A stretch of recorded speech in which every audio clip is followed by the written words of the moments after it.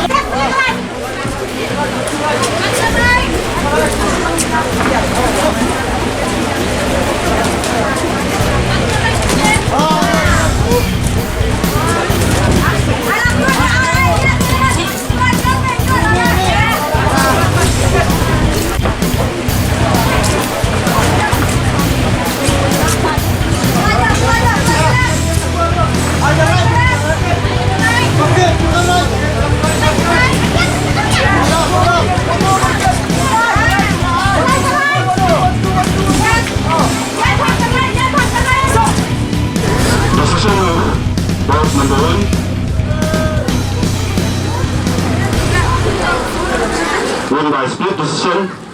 2-1. Red is the winner.